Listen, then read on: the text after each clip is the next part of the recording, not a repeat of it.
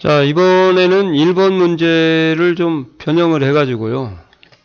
제가 V룩업이 아니라 H룩업하고 매치하고 레프트를 쓰도록 하겠습니다.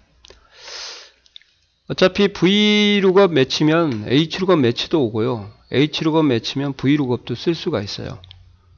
예, 근데 인덱스 매치도 쓰는 것도 좋죠. 자, 그러면 H룩업을 써서 가져와야 되니까 H룩업을 쓰신 다음에 이제 H룩업의 운명도 좀 말씀을 드릴게요. H룩업의 운명은 반드시 첫 행에서 첫 번째 인수를 찾으셔야 돼요. 그러니까 첫 행에서 찾으려고 하면 이 부분에서 찾아야 되기 때문에 H룩업으로 들어갈 1번 인수는 생산지가 돼요. 단위가 될 수가 없습니다. V룩업은 첫열에서 운명을 결정짓지만 얘는 첫 행에서 운명을 결정짓게 돼 있어요.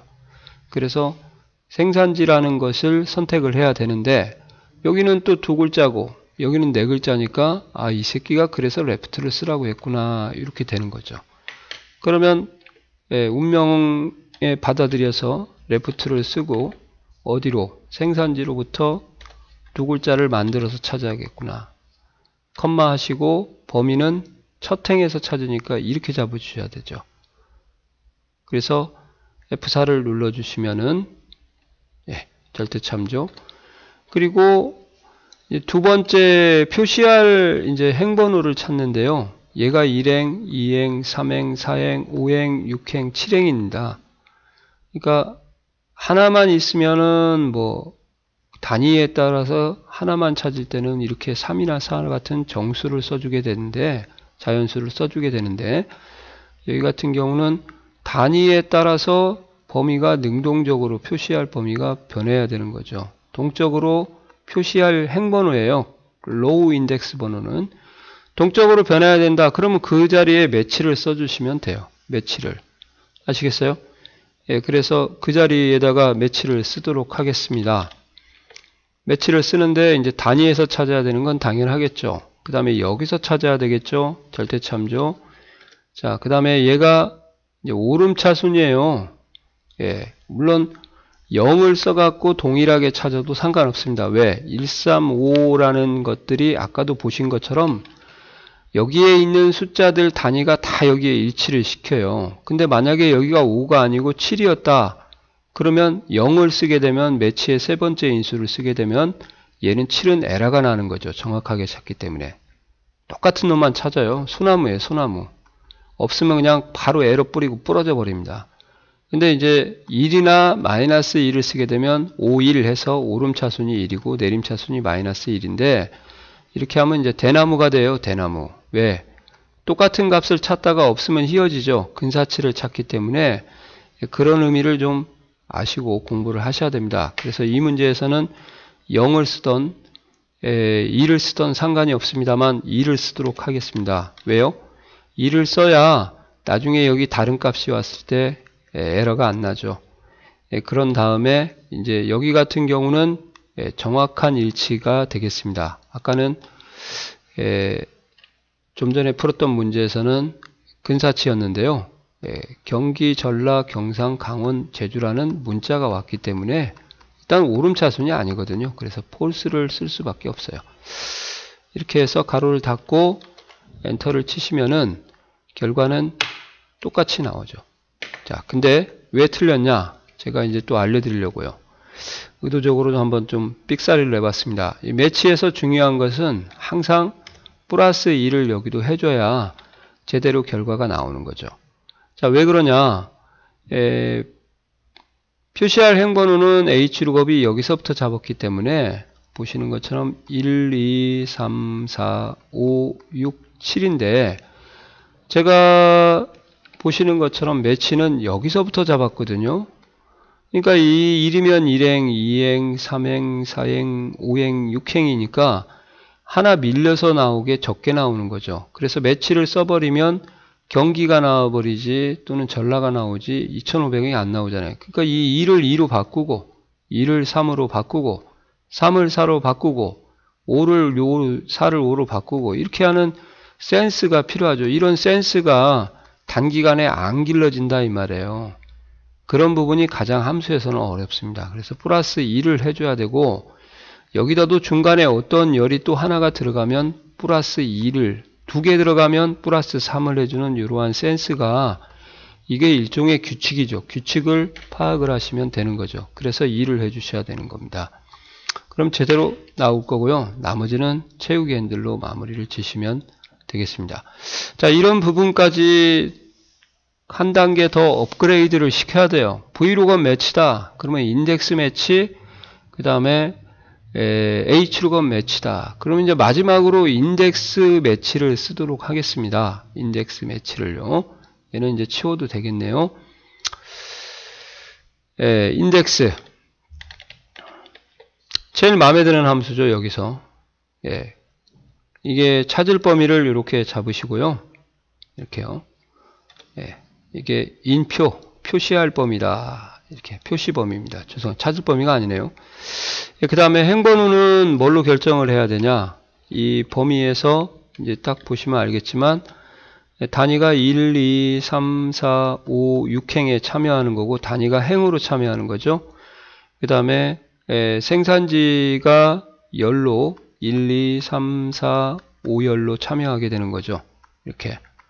그러니까 여기다가 매치를 한 방 쓰고, 여기 열에다가도 매치를 또 한 방 쓰고 해서 생산지를 매치에다 이용하고 단위를 이쪽 매치에다 이용하시면 행번호 찾는데 단위를 사용한다는 걸 아시겠죠? 원래 인덱스라는 것은요, 표시할 범위에서 교차 범위를 얘기해 주는 거예요. 2행 3열이다 그러면 얘가 2행이니까 이렇게 가고, 3열이다 그러면 얘 3열이니까 2500이 나오는 거죠. 그래서 숫자는 항상 다르게 나오니까 1, 2, 3, 4, 5가 있었다가 단위가 그럼 그대로 쓰면 되는데 1, 3, 5, 10이 나오니까 이것을 1, 2, 3, 4, 5로 넘겨주기 위해서 매치가 필요한 거고, 경기라는 것이 1로 뱉고 전라가 2로 뱉어야 되니까 여기 또 문자를 찾아서 열 번호에 있는 위치 번호를 뱉어줘야 되는 게 이제 매치가 하는 역할이라고 보시면 되겠습니다. 그래서 행을 먼저 써야 됩니다. 인덱스의 표시 번호이 행번호거든요. 그래서 먼저 쓰고 단위를 찾고 컴마, 여기서 찾으셔야겠죠. F4 컴마, 여기서는 플러스 1 안 해주셔도 됩니다. 그 다음에 될 수 있으면 나중을 위해서 오름차순으로 문제를 푸시고요. 그 다음에 컴마 하시고 다시 매치를 또 하나를 쓰셔야 돼요. 이게 열번호 찾는 거예요. 열번호. 그 다음에 여기서는 생산지로 찾으면 안 나오니까 다시 레프트를 써서 생산지 컴마 2 이렇게 하시고요. 걔를 어디서? 매치에서 찾아라 이 말이죠. 이때는 플러스 1을 안 해주셔도 됩니다.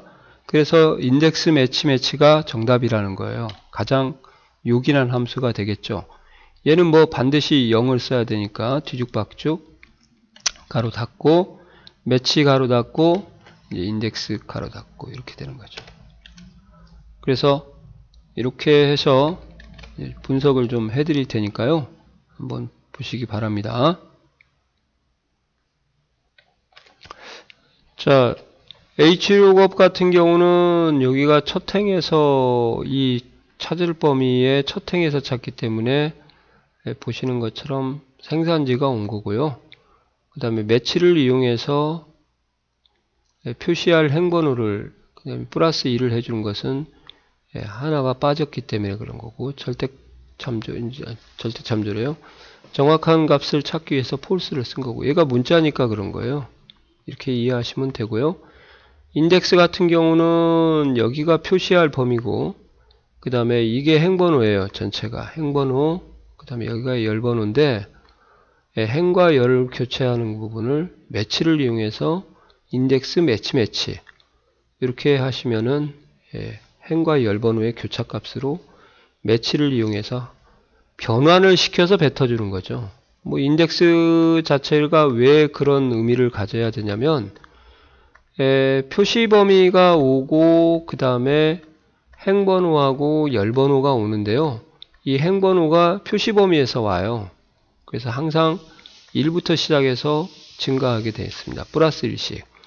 Vlookup이나 Hlookup도 마찬가지죠. 표시할 행번호나 열번호도 Vlookup의 두 번째 범위인 얘가 1, 2, 3, 4 열이고요. 얘가 1행, 2행, 3행이니까 이 세 번째 인수의 표시할 열번호나 행번호도 1부터 시작해서 플러스 1씩 증가하거든요. 이 공통점이 다 이게 이렇게 인덱스 매치나 Vlookup 매치에 매치가 들어갈 자리가 결국은 이 두 자리하고 Vlookup에 있는 세 번째 열번호, Hlookup에 있는 세 번째 행번호, 일식 증가하는 거니까 거기밖에 못 들어가죠. 이렇게 어느 정도 함수의 흐름을 알다 보면 이런 흐름이 자연스럽게 습득이 되거든요. 그 자연스러움이라는 두 달 공부에서는 못 알아오기 힘드니까 그런 부분을 잘 좀 챙겨 두셔서 이제 이렇게 하셔야 돼요. 경험적으로 수식을 접근해야 되지, 제가 생각하기에는 이제 창의적으로 수식을 접근하기는 상당히 어려울 거라 그 말이죠. 뭐 이거 또 나오면 좋은데 이걸 이렇게 얽히고 설키고 복잡하게 해서 함수의 정확한 용도와 인수의 쓰임새를 알고 공부를 하셨으면 그래도 좀 이거보다는 나았다 싶다, 그렇게 말씀을 드릴 수 있을 것 같습니다. 자, 수고하셨습니다.